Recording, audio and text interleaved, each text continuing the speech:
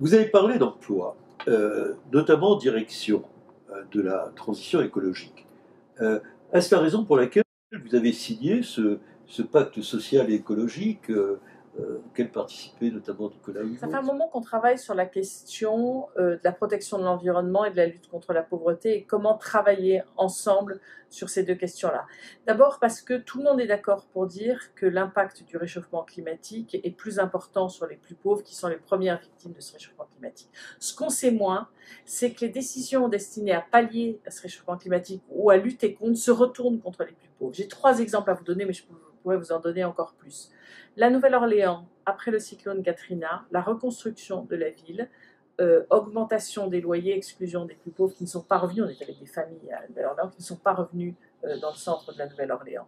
À Manille, on est avec des familles qui vivent sous un pont. Au moment d'un cyclone, elles ont été relogées à 50 km du centre de Manille, mais à des endroits où il n'y avait pas d'emploi et pas de transport.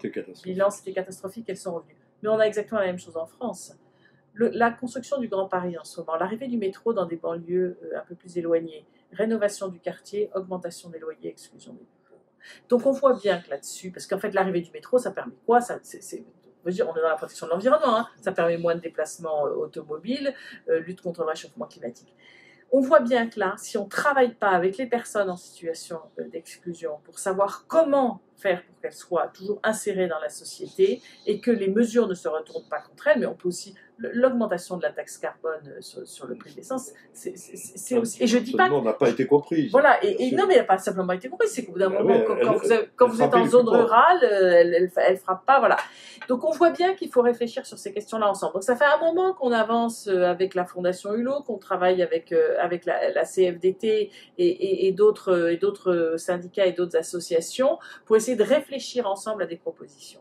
Et d'abord, c'était intéressant de construire ensemble ces 66 propositions, de travailler ensemble, de montrer qu'on peut travailler la question de la fin du monde et de la fin du mois en même temps, ensemble, et qu'il n'y a de transition écologique que solidaire, autrement ça n'est pas possible. Donc pour nous, c'était une évidence de travailler ensemble, et c'est pour ça qu'une de nos batailles, une de nos demandes principales, c'est évaluons toutes les nouvelles lois et nouveaux dispositifs à partir des 10% les plus pauvres et au regard des objectifs de développement durable. Si on tient compte en même temps des plus pauvres et la question de la protection de l'environnement, on ira dans le bon sens. Et ça me permet de venir à la question de la stratégie de lutte contre la pauvreté, dans laquelle il y avait des choses intéressantes, justement parce que partir de la pauvreté des enfants pour lutter contre cette pauvreté et essayer que ce ne soit pas un cycle infernal de reproduction de la pauvreté, c'est une démarche qui est intéressante. Mais ça ne va pas du tout suffisamment loin.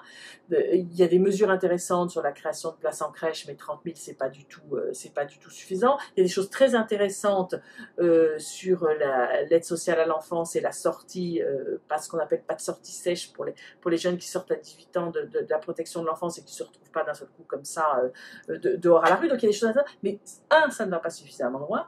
Deux, quand vous avez un mois après une loi sur le logement, la loi Elan, qui globalement ne dit quasiment rien de la question du logement des plus pauvres. Il y a une petite partie intéressante aussi dans cette loi sur le logement insalubre, sur les marchands de sommeil, mais sur le reste, il y a oui, prévu de la construction de logements sociaux, mais pas suffisamment. Et puis nous, on est avec des familles qui sont tellement pauvres qu'elles ne peuvent même pas accéder au logement social. Et rien n'est prévu là-dessus. Donc, on ne peut pas avoir d'un côté un plan pauvreté, et puis des lois qui sortent après et qui ne se préoccupent pas de la question des plus pauvres. Et ça, pour nous, c'est pas possible. Et d'où notre demande que, finalement, un plan pauvreté, on en a marre, tous les gouvernements en ont fait. On voit bien que ça ne permet pas d'avancer. Mais par contre, si chaque loi se préoccupe de la question des plus pauvres et la question de la protection de l'environnement et de la lutte contre le réchauffement climatique, là, on pourra avancer ensemble.